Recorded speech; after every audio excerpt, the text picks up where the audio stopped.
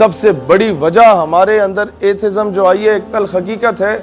میں university of پونچھ میں گیا, آزاد کشمیر, ادھر خطاب کرنے کے بعد جب میں راولا کوٹ کے ایریے میں پھر رہا تھا تو مجھے وہاں کے لوکلز جو اسٹوڈنٹ لیڈرز ہیں انہوں نے کہا کہ یہاں کچھ مسجدوں میں کے باہر جو یہ کامنسٹ ہیں یا ایتھسٹ ہیں جو فورن فنڈڈ ہیں ان کو کشمیر پہ انویسٹ کر کے ان کو خریدا گیا کہ کشمیر میں آپ نے ایتھزم پھیلانا ہے, جب لادینیت آ جائے گی تو یہ قوم پرستی کی طرف چلے جائیں گے, قوم پرستی کی طرف چلے جائیں گے تو وہ کشمیر اور پاکستان کا جو ایک روحانی رشتہ ہے وہ آٹومیٹیکلی ٹوٹ جائے گا, کیونکہ وہ تو ہے ہی کلمہ طیبہ کی بنیاد پہ. میں نے کہا وہ پھیلتا کس طرح یہاں پر ایتھزم؟ کہتے ہیں ایتھزم پھیلانے میں سب سے بڑا کردار ہمارا اپنا ہے. وہ یہ ہے کہ ایک پمفلٹ پہ وہ لکھ دیتے ہیں کہ اللہ ہے تو نظر کیوں نہیں آتا, اللہ ہے تو کدھر ہے, یہ 12-14 سوال لکھ کے وہ مسجد کے اندر بھی ہال ہوتا ہے اور باہر کھلا ہوا ہوتا ہے. کہتے ہیں بائک کے پیچھے جا کے وہ پھینک کے نا تو بھاگ جاتے ہیں, تو وہ ڈسپرس ہو جاتے ہیں سارے پمفلٹ. جو مقتدی میں سے کوئی یونیورسٹی کا بچہ اٹھا کے امام صاحب کے پاس لے جاتا ہے, امام صاحب کہتا ہے یہ زندیق ہے, یہ فاسق ہے, یہ فاجر ہے جس نے بھی دیے. بھائی وہ زندیق بھی ہے, فاسق بھی ہے, فاجر بھی ہے, اس کا جواب کیا ہے وہ تو عوام کو بتائیں. وہ جب عوام کو جواب نہیں ملتا تو وہ جو بچے ہوتے ہیں وہ تو ابھی نہیں پوچھتے نا بھائی. حقیقت خرافات میں کھو گئی, یہ امت روایات میں کھو گئی, ہاتھ بے زور ہیں.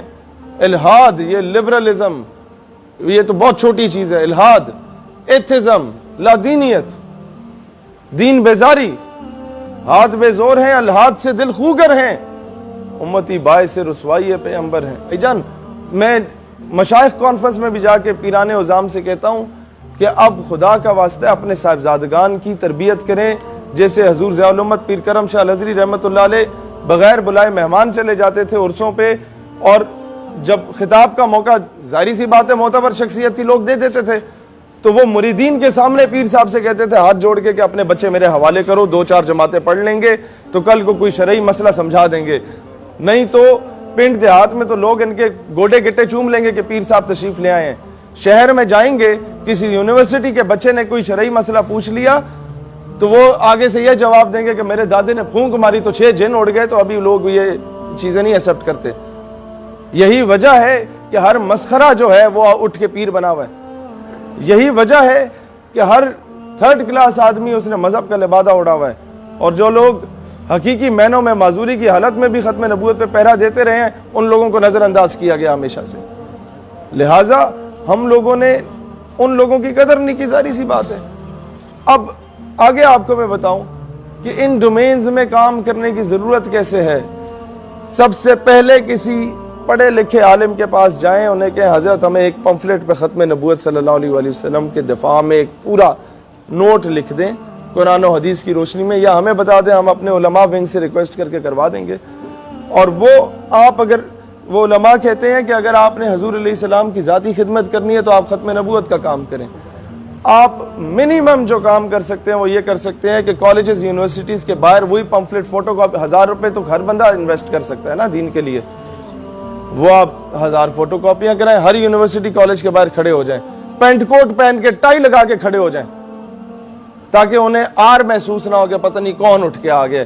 آپ نے کہا hello sir, how are you, fine, یہ جی یہ it's a gift from my side, اسے پڑھیے گا. کیا موت پڑتی ہے؟ نوکری حاصل کرنے کے لیے بھی تو پینٹ کوٹ ٹائی لگا کے پہنچے ہوتے ہیں نا کہ صاحب میں آپ کا بڑا نوکر ہوں, بڑا وفادار ہوں, سر میں آئی کم ان. تو یہ کام بھی کر سکتے ہیں, حضور کے لیے بھی کیا جا سکتا ہے. اقبال کو تو موت نہیں پڑی تھی مغرب میں جا کے وہ پیغام دینے میں, قائد اعظم کو تو موت نہیں پڑی تھی وہاں جا کے یہ پیغام دینے میں, لیکن ان کے کلچر میں سے اگر کسی پینٹ کوٹ کو پہن لیا تھا اس کا مطلب یہ نہیں تھا کہ غلامی کو اپنا لیا.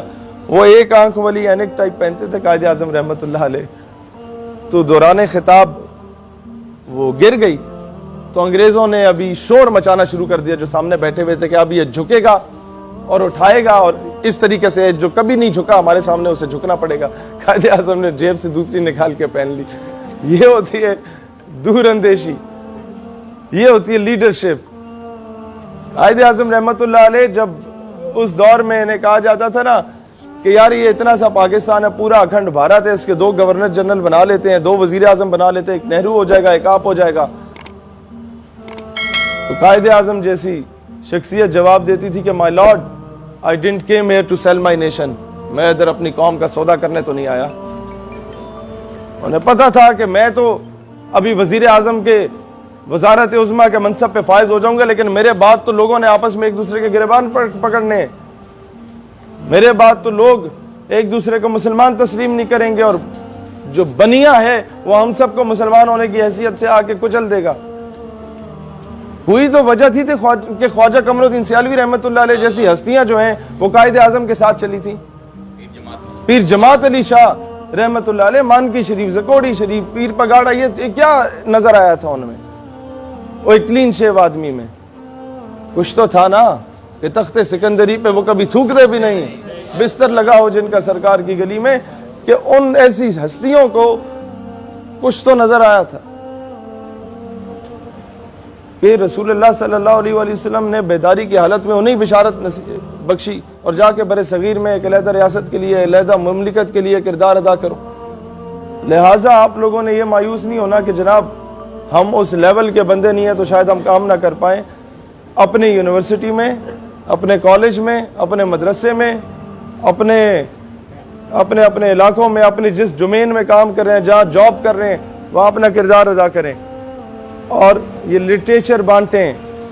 مرزا قادیانی کو لانچ ہی لٹریچر کی بنیاد پہ کیا گیا, اس کی کتابوں کو مفت میں چھاپا گیا ملکہ برطانیہ کی جانب سے, اور پورے بر صغیر میں ڈسٹریبیوٹ کیا گیا. ہم نے اس کے کاؤنٹر میں کیا کیا؟ ہم نے صرف نعرے لگائے, اور نعرے بھی اپنے ہم خیالوں میں لگائے ہیں نا, کفر میں جا کے تو لگائے نہیں ہیں. ہم پہ سب سے بڑا الزام یہ لگتا ہے کہ جی آپ جہاں خطاب کرتے ہیں وہاں خواتین ہوتی ہیں ساتھ.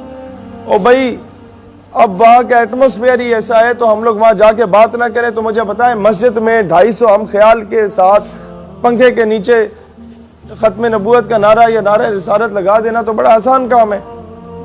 وہاں جا کے کام کریں جہاں پر لبرل مافیا ہولڈ میں ہے, تب جا کے کام ہوگا. پیر کرم شاہ الازہری کیوں ATI کے ہر وہ جو مونوگرام جس بچے نے لگایا ہوتا تھا سیدی یا رسول اللہ پلا, اسے اٹھ کے سینے سے لگا لیتے تھے.